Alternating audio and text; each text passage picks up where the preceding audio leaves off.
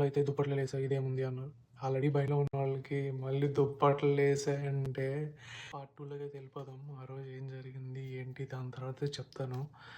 So దాని తర్వాత అయితే ఆ సౌండ్ ఆగలేదు, చాలాసేపు వచ్చింది. అందరం ఒక దగ్గరికి వచ్చేసాం, భయపడుతూ ఉన్నాం.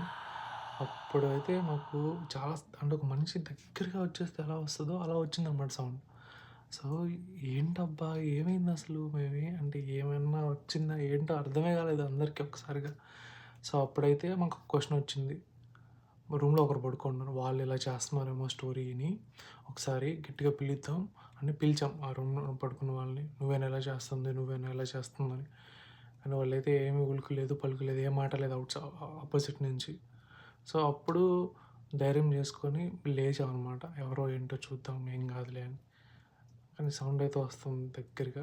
లేచి చూస్తే అక్కడ లైట్ వేసి చూస్తే ఆ తలుపు వాళ్ళు లాక్ వేసుకొని పడుకున్నారు. వాళ్ళైతే కాదు, ఎందుకంటే వాళ్ళ దగ్గర నుంచి మాకు ఎటువంటి సౌండు లేదు.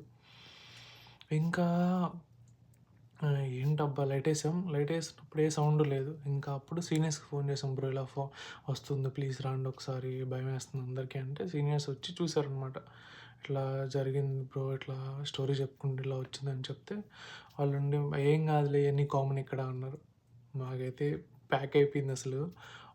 వాళ్ళ ఉండి ఒకరుండి బ్రోస్లో బ్రో మహేష్ మా రూమ్లో అయితే దుప్పట్లు వేసాయి ఇదేముంది అన్నారు.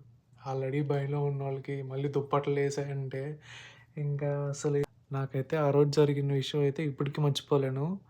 నేను ఆ విషయం సో మీకు కానీ ఆ విషయం కానీ కావాలి అంటే పార్ట్ 3 అని కింద కామెంట్స్లో చేయండి. నెక్స్ట్ పార్ట్లో చెప్తా ఖచ్చితంగా.